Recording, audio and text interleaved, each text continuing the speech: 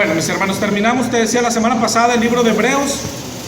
Terminamos Hebreos 13 viendo una lista, de hecho, de deberes cristianos, siendo el último deber que vimos en el 13:15, cuando nos dijo: ofrezcamos siempre a Dios por medio de Él sacrificio de alabanza, es decir, fruto de labios que confiesan su nombre.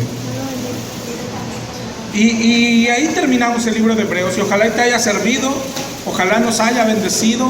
No se trata de leer, de acumular, de ir palomeando libros, ni siquiera se trata de acumular sabiduría. No hay bendición si no creemos la palabra, no hay bendición si no la ponemos por obra a nuestra vida. Siendo el libro de Hebreos hacia los cristianos, hacia la iglesia, uno de los más duros y más fuertes, con advertencias tan grandes como que si pecáramos voluntariamente ya no queda más sacrificio para nosotros, ¿okay? Entonces ojalá y sacuda nuestras vidas. Tenemos que hacer algo, hermanos, para que la palabra sacuda nuestras vidas. Hoy es tiempo de comenzar un libro nuevo, pero antes de seguir edificando, antes de seguir echando, si ponemos de ejemplo eso, edificar, antes de seguir echando como que bloques a la construcción, hoy quiero dar una pequeña examinada a los cimientos que tenemos, ¿ok? Que la base esté bien puesta para poder seguir avanzando. Así es que hoy vamos a comenzar de aquí a lo que resta del año, a comenzar una especie de discipulado básico, muy básico, pero muy importante para todos. Algunos nos examinaremos y ojalá salgamos aprobados. Algunos nos daremos cuenta que no está bien puesto el cimiento, y bueno, es tiempo de ponerlo bien, de corregir lo que haya que corregir, para después, ahora sí, seguir creciendo y seguir avanzando, ¿ok? Si es que te digo, vamos a comenzar hoy una especie de discipulado. Comenzando de hecho por eso, ¿qué es un discipulado? Cualquier palabra que se desprenda, discipulado, discipular y esas cosas, se desprende de qué es un discípulo, ¿sí? El diccionario en el griego la define muy sencillo: un discípulo es un aprendiz o un alumno. Entonces de ahí se desprenden todas las definiciones. Discipular pues es enseñar, el discipulador pues es un maestro, y un discipulado luego entonces es como un curso para aprender. Todo lo que estamos hablando, desde luego estamos hablando de Biblia, de palabra de Dios. Hoy lo que pretendemos emprender es un discipulado de conceptos muy básicos, ¿ok? La pregunta será, bueno, y al terminar, ¿ya estaré discipulado o cómo funciona esto? Los cristianos estamos en un discipulado que nunca termina, ¿ok? Hasta que venga nuestro Señor, hasta allá. La orden es, se nos ordena ser discípulo, pero ser discípulo de Cristo implica mucho más que ser un simple alumno o un aprendiz. Ser un discípulo de Cristo implica ser un seguidor.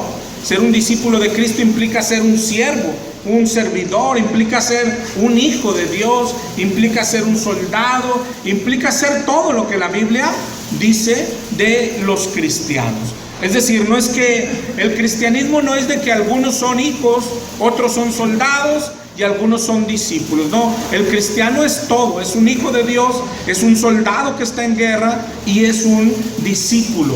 Por siempre debe de estar siendo discipulado, ¿ok? En Hechos 6:2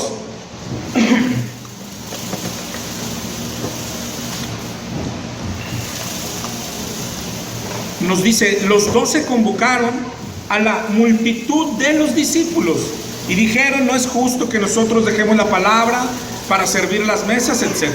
Lo que quiero que veas cómo la Biblia, de hecho, menciona a todos los cristianos, así como discípulos. Todos eran discípulos.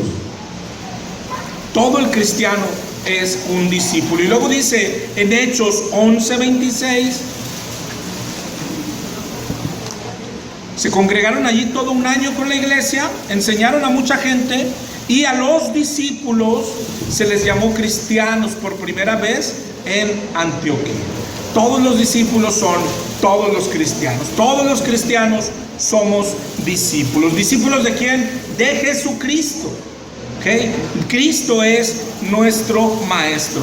Luego entonces tenemos que estar aprendiendo de nuestro maestro. ¿Cuándo? Siempre. Esta es una posición para siempre. Siempre estamos aprendiendo. No importa hoy cuánto sepas, siempre estamos aprendiendo. Aún un pastor, alguien que ya tenga 50 años en el cristianismo, aún nos quedan cosas por aprender. Yo creo que el mayor daño a una persona, y a lo mejor los pastores tenemos esta tentación siempre a la mano, pero no está a la mano de cualquiera, es cuando cree que ya lo sabe todo, ¿no? Y en el cristianismo eso es mortal. El discipulado es un discipulado para siempre, ¿ok? Se nos dio un mandamiento en Mateo 28:19. Por tanto, id y hacer discípulos a todas las naciones, bautizándolos en el nombre del Padre, del Hijo y del Espíritu Santo. Y luego dice, enseñándoles que guarden todas las cosas que os he mandado. Esto por las últimas semanas, igual cuando hablamos del evangelismo, hablamos suficiente de esto. O sea, claro que hay que evangelizar, pero hay un proceso en el cristiano en el que nos va a llevar a ser maestros, ¿ok?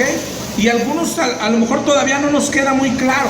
Algunos pensamos, no, yo solo voy a evangelizar toda la vida. El proceso del cristiano va a ser maestro. Eso es a fuerza. Y por si no lo tienes claro, es lo que enseña Mateo 28, que todos lo hemos entendido como ir por todo el mundo y predicar el evangelio.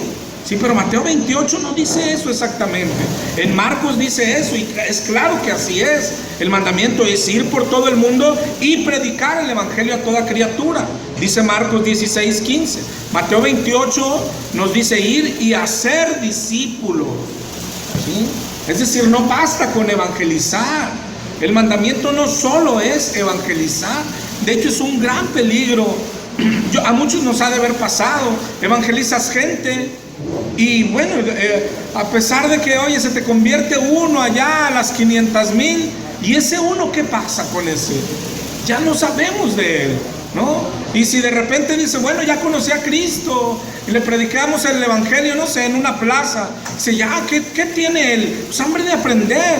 Dice, mira, aquí hay una iglesia, o sea, ser cristiana, tiene una cruz, y entra a la iglesia y dice, es el salón del reino, ¿no? Sabe ser cristiano ya. ¿Por qué hace? Él quiere aprender. Él necesita ser discipulado. Entonces no podemos evadir responsabilidades. Los cristianos tenemos responsabilidad de evangelizar, pero claro que a su tiempo también tenemos que ser maestros, ¿sí? No basta evangelizar y andar dejando, oye, ya se convirtieron hoy 10,000, ¿no? Bueno, fuera. ¿Y luego qué pasa con ellos? Sí, hay que discipularlos. ¿Ok? Entonces el discipulado, pero el discipulado en el cristiano es para siempre, no es algo que te gradúes un día. Jamás alguien podría pensar que ya se graduó y que ya lo sabe todo. De esa definición debe de salir algo para nosotros. El discipulado entonces no son programas. El discipulado es el proceso que todos conocemos. Nosotros conocemos, y no sé si te fijas, hemos conocido más nombres de este proceso. En el pizarrón tengo el dibujito que me gusta hacer siempre, que refleja nuestra vida, ¿no? De cuando nacemos, lo que sigue de ahí es crecer y pecar. Eso dice la Biblia, de todos pecamos, todos estamos destituidos de la gloria de Dios, todos vamos caminando hacia el infierno hasta que Cristo nos alcanza. Nos arrepentimos, le pedimos perdón.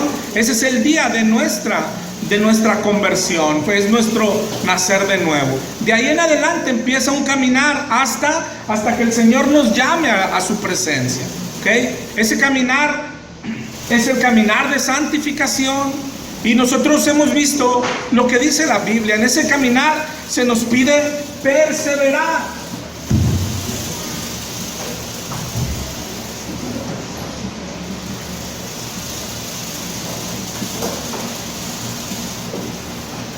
se nos pide madurez. Dentro del libro de Hebreos, casi al final, ¿te acuerdas que hablamos de la gracia, cómo crece? Es este periodo. Se nos manda a crecer en gracia.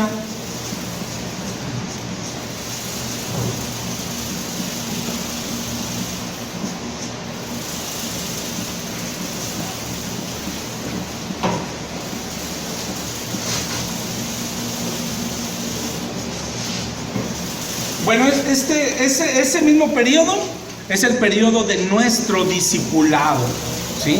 Es decir, el discipulado no son programas, el discipulado es el cristianismo, es nuestra lectura de Biblia, ¿sí? Es nuestro aprender de la Biblia y crecer, es ese proceso, es un solo discipulado, de principio a fin estamos siendo discipulados, ¿ok? ¿El alma es parte del espíritu?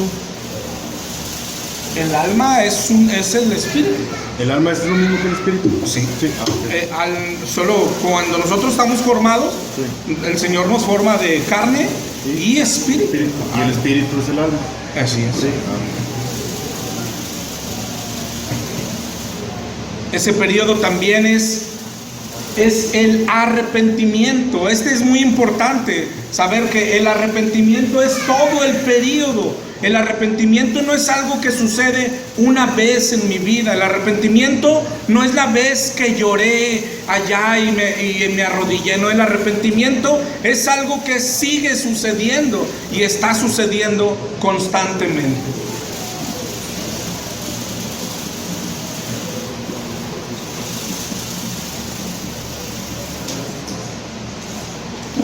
Entonces eso debemos de entenderlo nosotros. Lo que es el discipulado. El discipulado es todo ese periodo de arrepentimiento, de madurez, de crecer en gracia. ¿Ok? Ojalá y lo entendamos bien. ¿Ok? Hoy que, no sé, las iglesias lo que practican es su reunión de culto, ¿no? El domingo, lo que hacen, su música, todo lo que hacen, ¿no? Y la mayoría de las iglesias antes de ese culto tienen escuela bíblica, ¿no? O un discipulado, ¿no? El discipulado es algo constante. De hecho, es lo único que tiene que hacer la iglesia. Esa es la labor de un pastor, discipular. No tenemos otra labor. Pero te digo, no debe de ser entendido así. Como que el discipulado es eso que pasa antes de la reunión del domingo. O el discipulado es aquel curso que nos dio el pastor. No es así. El discipulado es algo que comenzó cuando te convertiste y terminará el día que el Señor nos llame. Ese es el periodo de discipulado. Así como veíamos el domingo, nosotros, ¿te acuerdas? La Santa Cena no es de que te reúnes y allá a las 500 haces una Santa Cena. Nosotros, esta es nuestra Santa Cena cada domingo. Así también como iglesia, nosotros estamos discipulando cada domingo. No sabemos hacer otra cosa. No venimos a otra cosa, a la iglesia, ¿sí? La iglesia, ahorita decíamos, no es un lugar como muchos lo creemos. Oye, ¿a qué venimos? A adorar a Dios. No, adorar a Dios no. Sí, sabemos que la adoración es a cada minuto, a cada instante. La iglesia es la preparación para adorar a Dios. ¿Sí? Esta es nuestra preparación. Oye, aquí puedo adorarlo. Claro que puedes adorarlo, pero adorar no es de que me agarres la guitarra, no tenemos, y te me pongas a cantar.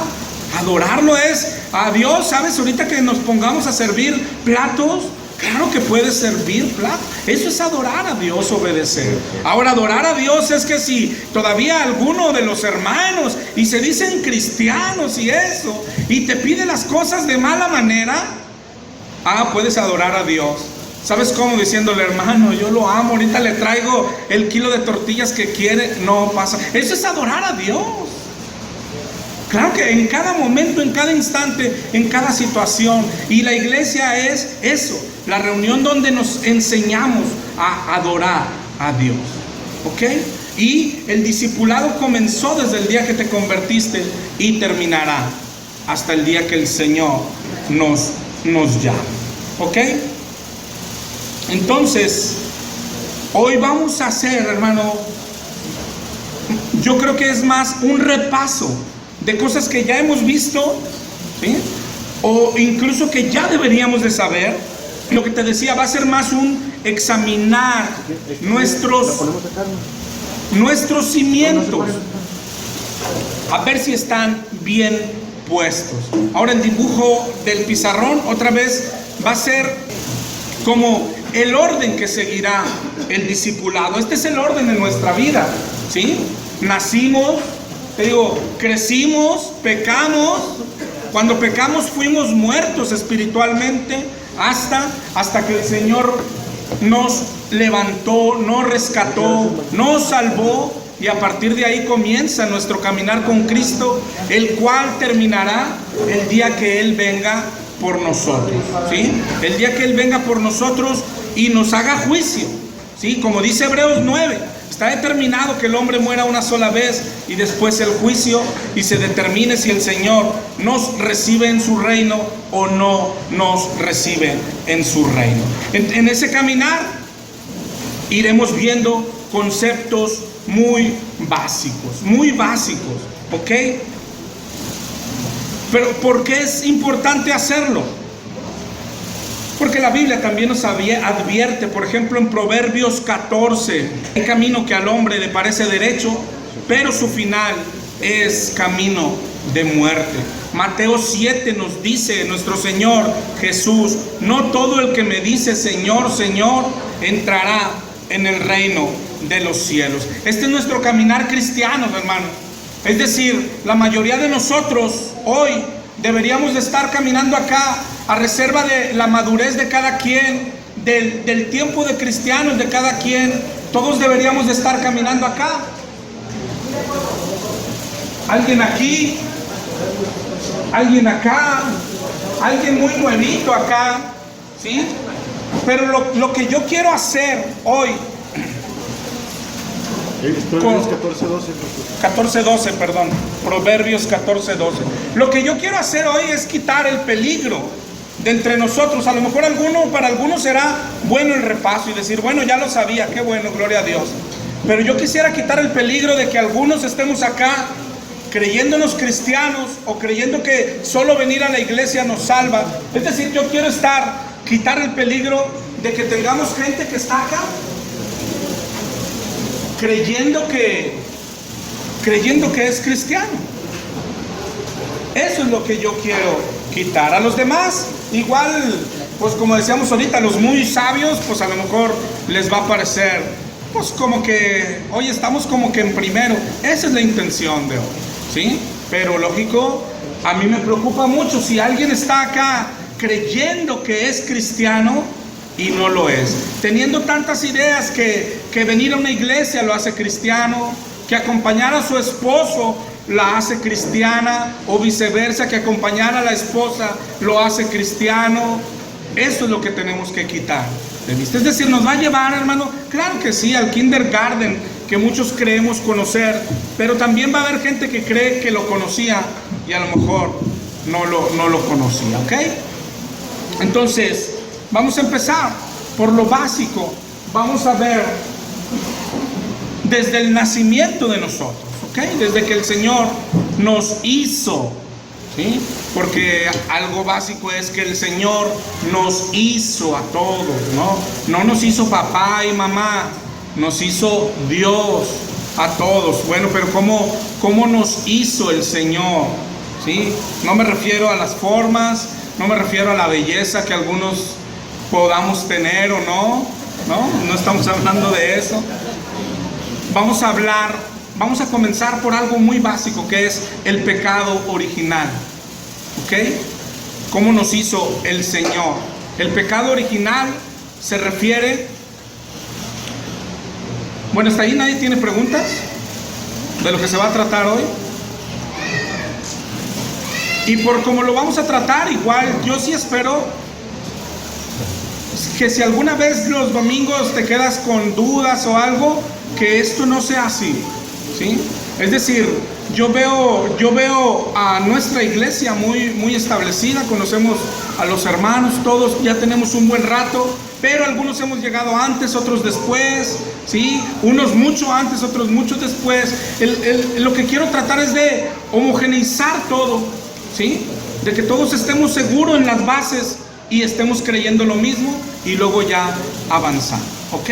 Entonces sí espero que no te quedes con ninguna duda, ¿sí? No importa que se retrase el estudio, no importa eso, no importa, si tu duda tú dices es muy básica, pues estamos viendo cosas muy básicas. De eso se trata, no importa, oye, pero luego el hermano aquel se ríe, siempre se ríe, pues es su problema, ese es su problema, ¿no? Salgamos hoy de dudas, ¿ok? Y ayudémonos entre todos, ¿ok? Entonces, cuando hablamos del nacimiento nuestro, lo que quiero hablar es cómo nos hizo Dios. Y lo primero que vamos a tocar es el pecado original. Hay dos doctrinas. La pregunta es, ¿cómo nos hizo Dios? Yo creo, y la Biblia enseña, que el Señor nos hizo santos, ¿sí? Que el Señor nos hizo puros, que el Señor nos hizo limpios. Y sin embargo, dentro del cristianismo hay doctrinas que enseñan que no. Y la primera, y yo creo que la más súper conocida, es la doctrina del pecado original. ¿Qué enseña? Que todos nacemos con el pecado de Adán. Es decir, a lo mejor tú y yo diríamos, bueno, ¿y eso qué, pastor? Pues yo tengo el de Adán y 1500 más.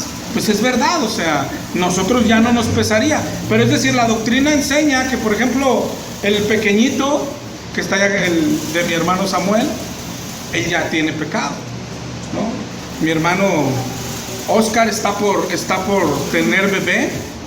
Bueno, la doctrina enseña, pero fíjate, ya, yo creo que ya nomás de oírla tú dices, pues esta es una locura, ¿no? Pero sin embargo es una doctrina que cree, yo creo que más del 99% del cristianismo. Mi hermano Oscar, que está por tener bebé, bueno, a la hora que abandona el vientre de su mamá, ya nació con pecado. No sé qué, llorará muy fuerte, pero ya nace con pecado. Pues es locura, ¿no? Pero ¿cómo se puede meter cosas así al cristianismo? ¿Okay? Analizaremos las doctrinas y al final veremos el porqué. Y veremos que nosotros no estamos tan alejados de ese porqué. Pero veamos la doctrina primero. Te digo, el pecado original se refiere al pecado que cometieron Adán y Eva en el paraíso. Ese es el pecado original, es decir, el primer pecado, ¿ok? Lo que viene después es esto, la doctrina de que todos nacemos con ese pecado cargado a nuestra cuenta.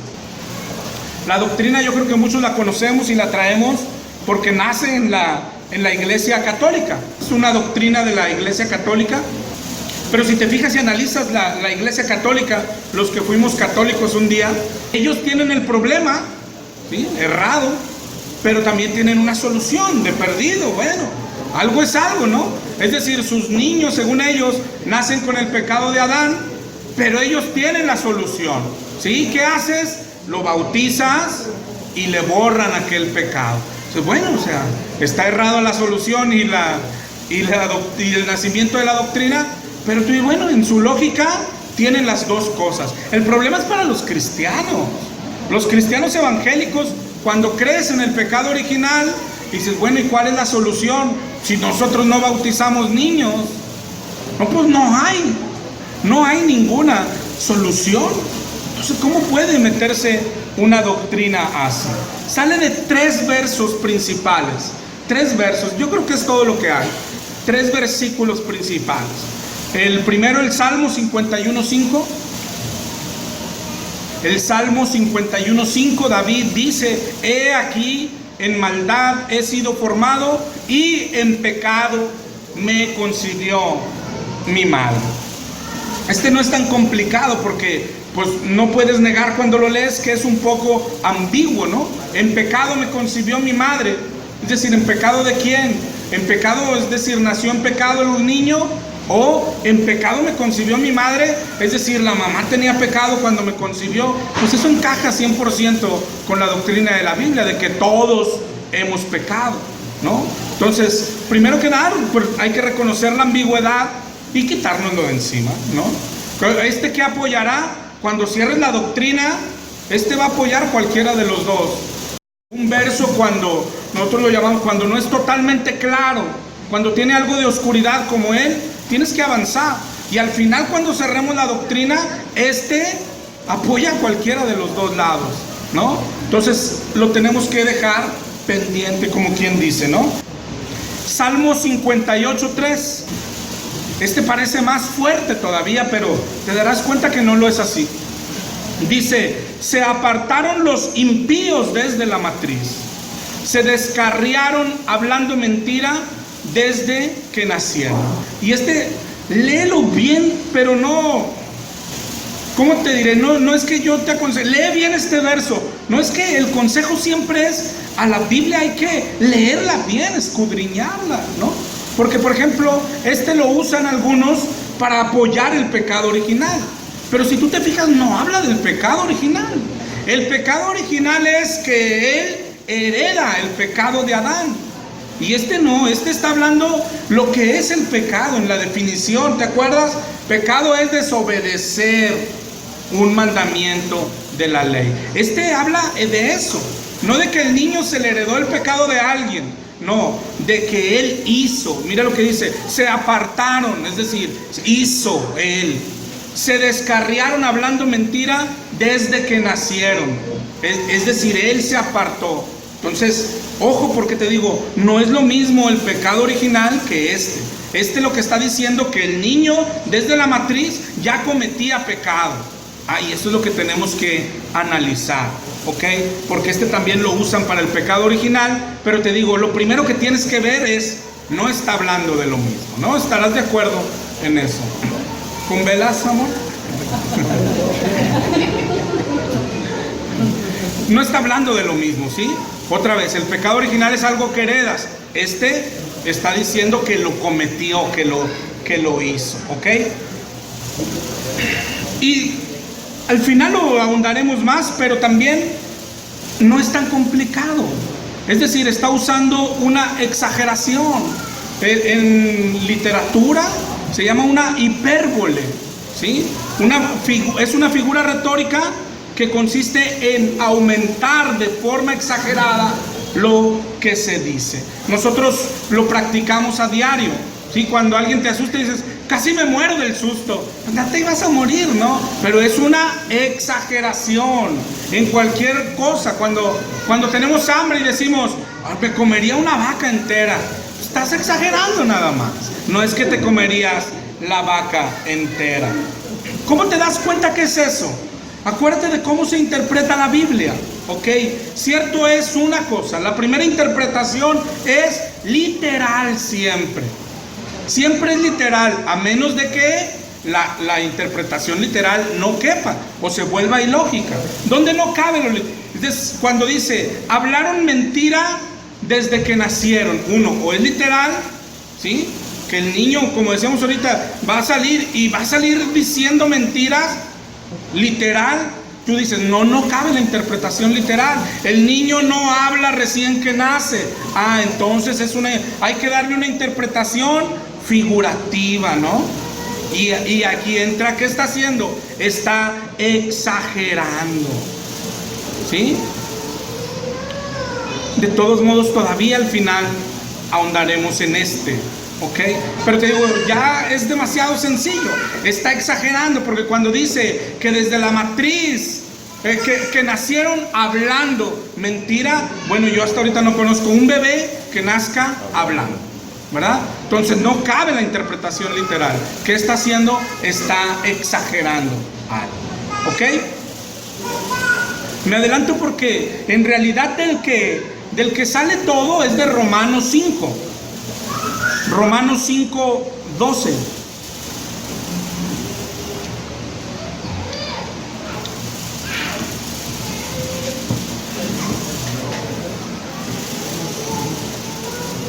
Romanos 5:12 principalmente. Dice: por tanto, como el pecado entró en el mundo por un hombre, y por el pecado la muerte, así la muerte pasó a todos los hombres por cuanto todos pecaron. Si te fijas, y otra vez, no es de que hoy te dijera: hoy quiero que leamos la Biblia diferente, o que tú lo hagas. No, es que esta es una recomendación siempre. Lo que hay que leer es con mucho cuidado. Lo que Jesucristo mandó, de hecho, es escudriñar las Escrituras. No mandó solo leerlas. ¿sí? No es de que para que sientas paz, léete un versículo, dos, no. El Señor dijo, escudriñar las Escrituras. Y este también es sencillo, hermano. Mira cómo empieza, dice, por tanto, como el pecado entró en el mundo por un hombre, y ahí te detienes. Claro que Adán pecó, y claro que le dio entrada al pecado, ¿verdad? Pero ¿a dónde dice? Al mundo. Es decir, no a mí, al mundo, no a mis hijos, al mundo. El pecado no estaba en el mundo. Adán fue el que abrió la puerta al pecado. Antes de Adán no había pecado en el mundo. ¿Cuánto duraría? No dice cuánto la Biblia, pero dice que el que abrió la puerta fue Adán. Entonces el pecado entró al mundo por culpa de Adán, pero al mundo. Y luego dice, y por el pecado la muerte, pero también todavía al mundo, no a mí, no a las personas. Ese es el castigo siempre cuando habla de pecado. Y luego dice, así la muerte, ahora sí el castigo, pasó a todos los hombres. Ahora sí pasó a todos los hombres. Y yo creo que ese es el que nos confunde. Pasó a todos los hombres, ¿ves? Pasó a todos los hombres. Pero mira lo que dice ahí enseguida. No dice que haya sido automáticamente, no dice que haya sido por herencia, sino dice por cuanto todos pecaron. ¿Sí? Es decir, no hay pecado en el mundo. Viene Adán, Eva, cometen pecado y ya hay pecado en el mundo. ¿Sí? Pero en el mundo. No estaba en Caín y Abel automáticamente. En el mundo. Entonces, ¿cuándo pasó a Caín y Abel? Cuando ellos pecaron. ¿Sí? El pecado entra a mí cuando yo peco. No heredamos ningún pecado. No cuando era niño, hasta que cometemos pecado. El pecado pasó a todos los hombres, la muerte pasó a todos los hombres, por cuanto todos pecaron. ¿Sí? Si no hubieran pecado, no iban a heredar muerte. Esa es la clave del verso. Todo lo demás que dice, por ejemplo, podemos leer Romanos 5:17.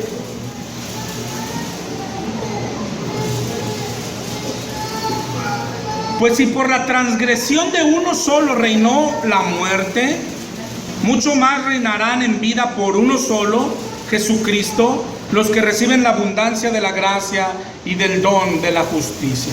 Así que como por la transgresión de uno vino la condenación a todos los hombres. Y alguien puede decir, pero mira, ahí dice, léelo ahora sí. Así que como por la transgresión de uno vino la condenación a todos los hombres, pero no automáticamente. Acuérdate, ya el 5:12 ya nos condicionó lo que debemos de entender del 5:18. Es decir, todo el 5 es el contexto para el 5:18. Si yo saco el 5:18 y lo leo aparte, digo, por la transgresión de uno vino la condenación a todos los hombres. Entonces está diciendo que por la transgresión de Adán todos fuimos condenados. ¿Sí? Pero ¿cómo se debe de entender? En el contexto. Y el 5:12 ya condicionó todo lo demás. ¿Sí? El 5:12 ya nos explicó el proceso. El pecado entró al mundo por Adán y luego pasó a todos los hombres. ¿Cuándo? Porque todos pecaron. Es decir, si no hubieran pecado, pues no les hubiera pasado el pecado, ¿verdad? ¿Hasta ahí vamos bien? Todos los demás, el 5:19, todos ya están condicionados por el 5:12, por lo que explicó el 5:12. El pecado entró al mundo por Adán, Adán abrió la puerta, con el pecado entró la muerte al mundo y luego a los hombres por cuanto todos pecan. ¿Ok? Manda. Pero, o sea, en ese contexto, se supone que es hereditario, que es, o sea, dice, el pecado entró al mundo por Adán. Entonces, Adán todavía no tenía hijos, pero ya todos estaban predestinados a pecar por la herencia de Adán. No. Es decir, el mundo está sin pecado, ¿sí? Y Adán peca, y el pecado entró al mundo. pero no, vamos a ponerle, no, el pecado no entró a Caín. ¿Sí? O sea, es que para ponerlo, para entenderlo mejor, yo creo que la definición es la que nos ayuda. El pecado es algo que se comete. El pecado no es algo que se pega. Es como, por ejemplo, va paralelo a el papá le hereda al hijo, la mamá también, rasgos físicos, Eso sí. color de piel, Claro. color de ojo, o sea, es por herencia. Sí, pero el pecado no. O sea, le puede heredar todo lo que quiera, hermano. Le puede heredar todo lo que quiera, pero el pecado no. O sea, el pecado es algo que se decide hacer o no hacer. Hacer algo que Dios prohíbe o no hacer algo que Dios manda. Eso es el pecado. Y desde la simple definición, es más, podríamos quitarnos ya todo lo demás. O sea, no es algo que se hereda. ¿Cómo yo le puedo heredar? Vamos a suponer, y hablemos de un pecado en particular, de cualquiera. Por ejemplo, yo adultero, yo engaño a mi esposa. ¿Sí? Ese es mi pecado, merece muerte. ¿Cómo yo se lo traspasaría a mi hijo?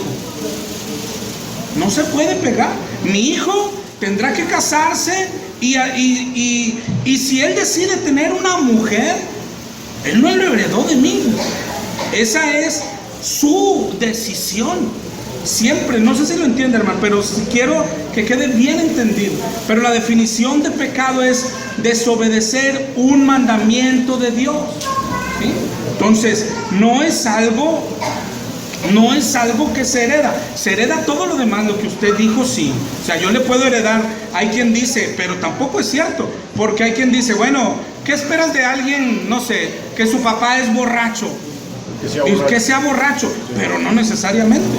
Yo tengo primos que su papá y mi papá era borracho y yo salí borracho, pero mi papá tomaba con un hermano, un tío mío, y sus hijos no salieron borrachos, no les gustó el alcohol.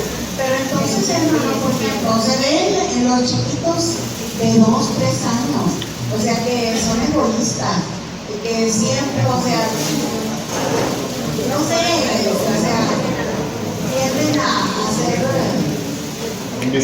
Sí, hermano, o sea, eso se ve, pero eso no lo heredaron, eso lo aprendieron. O sea, imagínense desde que alguien desde la cuna ya nazca egoísta, no, eso lo aprenden y es lo que hablamos los papás. Los niños son esponjas, ¿verdad? No lo heredaron, lo aprenden. Está el versículo de Ezequiel 18, donde dice 18:4. Dice que el alma que pecare esa morirá, o sea, no va a morir el alma, los hijos por la culpa de los padres, o sea, no lo heredan. Así, pero lo que debemos de entender, y esa es la primera parte del discipulado, si no entendemos eso, todo se va a ir mal, ¿sí? Pero otra vez, por el mismo concepto del pecado, no es algo que se hereda, es imposible heredarlo, ¿verdad? Mateo 19:14, ¿qué dice ahí, hermano? Léemelo, hermano. Jesús dijo, dejad a los niños venir a mí, no lo vigilad, porque los tales es el reino de los cielos. Amén. ¿Quién más me hablaba? Vamos por orden. Usted me habla. Génesis 4, 6, 7. Por favor. Entonces Jehová dijo a Caín, ¿por qué te has enseñado y por qué ha decaído tu semblante? Si bien hicieres, no serás enaltecido, y si no hicieres bien, el pecado estará a la puerta. Con todo esto, a ti será su deseo y tú te enseñorearás de él. Exacto, ese es el que enseña lo que pasó. Es decir, Adán le dio entrada al pecado y a partir de ahí lo que dice que el pecado está a la puerta, pero yo puedo resistirlo. Lo que dice en las cartas de Pedro, el diablo anda como león rugiente buscando a quien devorar, pero tengo que resistirlo. Mándame, hermano. Si fuera hereditario, entonces Jesús también fuera pecador, pero al contrario, no le abrió las puertas. Buen punto, sí, así es, exactamente. Así es, gracias, hermano. Es muy buen punto. Gracias.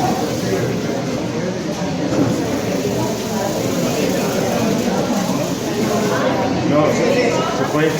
Hermano, si quiere el micrófono porque este ya no funciona. Está bien. Hermano, dice. Está apagado.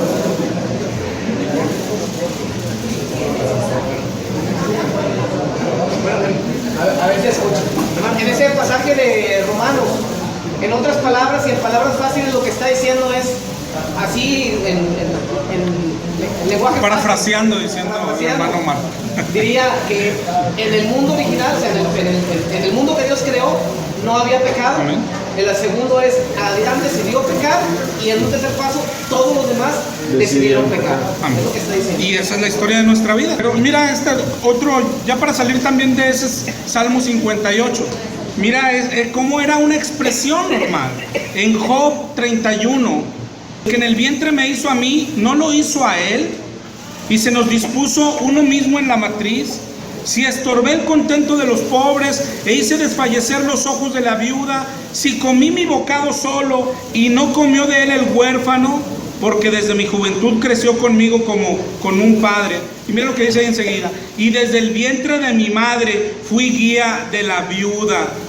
No sé si lo ve, es una expresión, ¿verdad? O a poco desde el vientre andaba Job enseñando a las viudas. Pues no, que está exagerando, es decir, es la hipérbole, está exagerando. Él era guía de viudas, como era guía de todo, y dice, desde el vientre de mi madre yo ya era guía de las viudas. ¿Qué está haciendo? Exagerando en cierto sentido, o diciendo lo que dijo Dios, por ejemplo, a Jeremías y a Pablo: desde el vientre yo te separé para mí, ¿verdad? Te mandé a las naciones. Pero está en el vientre, no quiere decir que Jeremías desde ahí se fue a las naciones. Lo que está hablando en parte de predestinación también, ¿sí?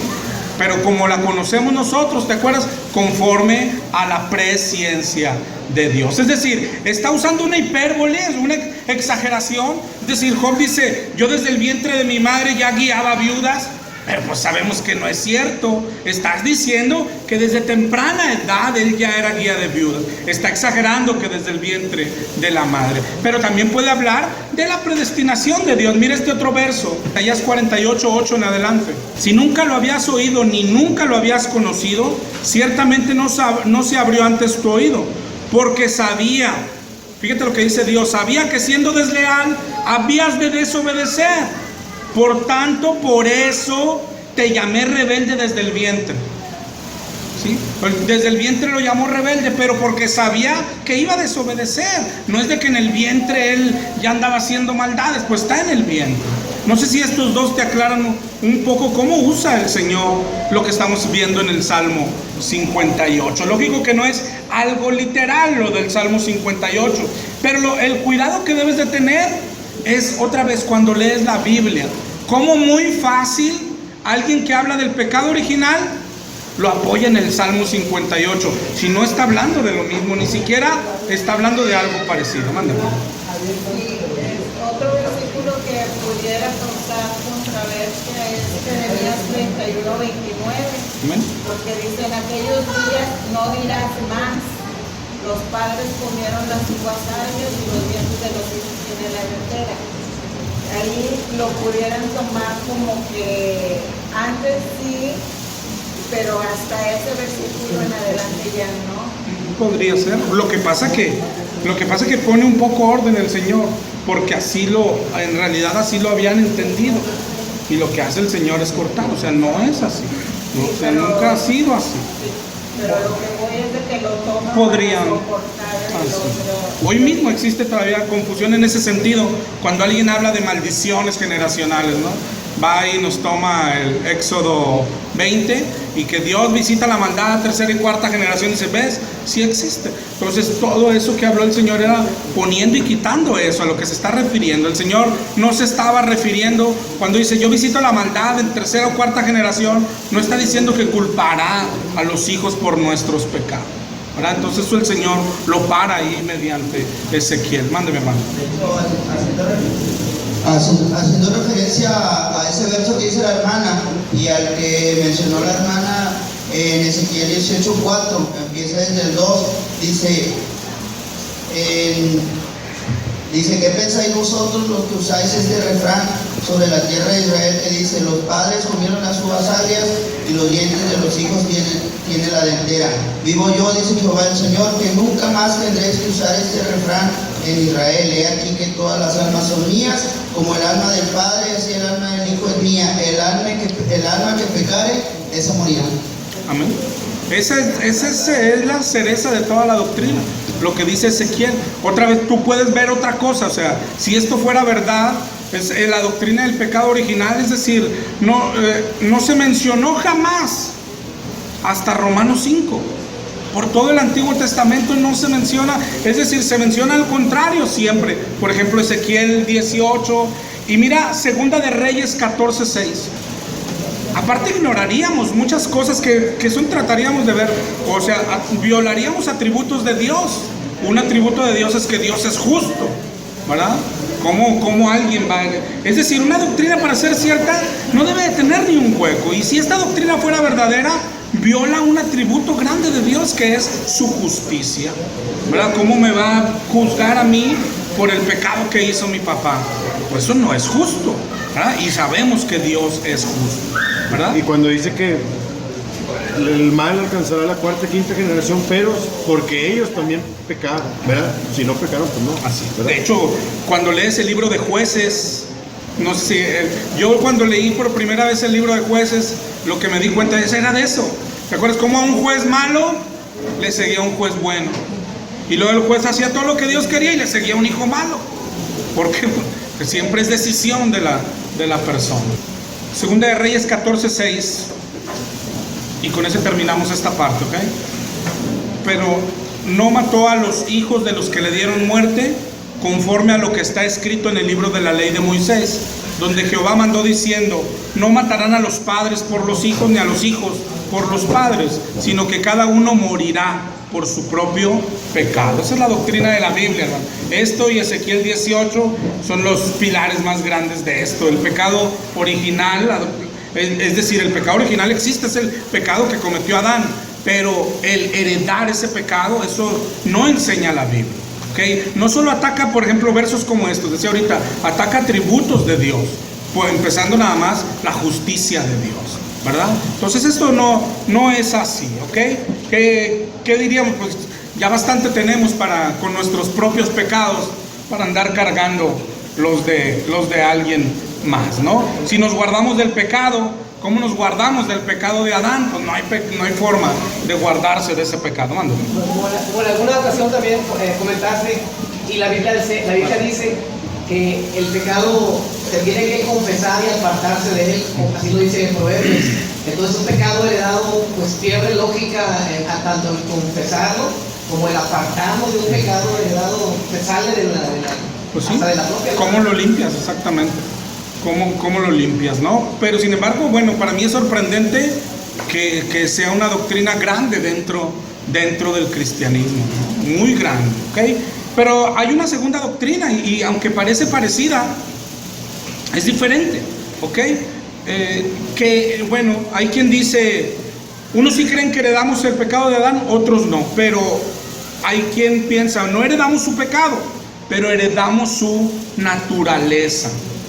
No es lo mismo, hermano, eso es algo diferente. Y esta doctrina también hay que analizarla,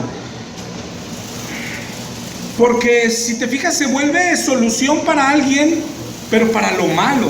Es decir, ¿por qué pecamos? Pues porque tengo naturaleza pecadora.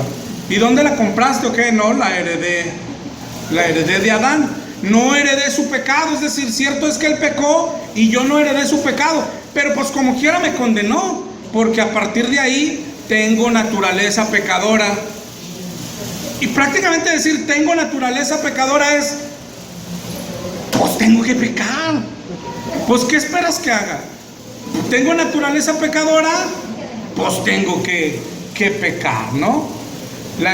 Hay algunos versos que podrían apoyar eso, pero digo, son incluso más débiles que los que vimos en la doctrina anterior. Pero mira, Romanos 7:14, porque sabemos que la ley es espiritual, mas yo soy carnal, vendido al pecado. Es decir, yo soy carnal, vendido al pecado. De hecho, Romanos 7 es aquel donde Pablo dice, pues hago lo malo que no quiero, ¿verdad? No quiero hacerlo, pero lo hago. Antes en Romanos 6:17, gracias a Dios que aunque erais esclavos del pecado, ¿okay? Otra vez enseña que eres carnal, que somos esclavos del pecado. Romanos 3:10 en adelante. No hay justo ni aun uno, no hay quien entienda, no hay quien busque a Dios. Todos se desviaron, a una se hicieron inútiles. Y más versos. Esto abunda en la Biblia, es decir, que somos pecadores, que somos esclavos del pecado. Eso enseña la Biblia. Pero de ninguna manera todos los versos que podamos leer en la Biblia, todos, no sé, Efesios 2:1 dice, Él os dio vida a vosotros cuando estabas muertos en delitos y pecados. ¿Ok? Si te fijas, ninguno enseña que lo fue desde que nació. ¿Ok? Claro que están hablando del hombre en cierto momento de su vida, ¿sí? Que claro que la Biblia enseña que todos pecamos. En cierto momento de nuestra vida, todos pecamos. No hay justo ni aún uno. La Biblia nos explica un poco cuándo sucede eso. Mira cómo el Señor no nos deja incluso sin testimonio en esto. ¿Y cuándo es eso? Es decir, ¿cuándo comienza a pecar alguien? ¿A los 2 o a los 18? ¿A los 3 o a los...? No nos dice exactamente, pero en Génesis 6:5, y por aquello de quitar el peso de los niños, vio el Señor que la maldad de los hombres era mucho en la tierra, y que todo designio de los pensamientos del corazón de ellos era de continuo solamente el mal. No, me equivoqué de verso. Ayúdame ahorita, ¿no, mi hermano? Yo creo que es ahí en Génesis 6 el que dice que sus pensamientos eran malos desde su juventud. Y ahorita nos lo pasas, ¿no? Por favor. Lo que enseñan es que el hombre en cierto momento de su vida, claro que ya todos pecamos, todos estamos destituidos de la gloria, de la gloria de Dios, ¿verdad? Pero te digo, en cierto momento de nuestra vida, ¿ok? ¿Cuál? Gracias, hermano. Era Génesis 8:21. Para saber ahora qué naturaleza tengo, ahí volvemos al tema que tenemos hoy. Yo nací, tú naciste. ¿Quién nos hizo, hermano?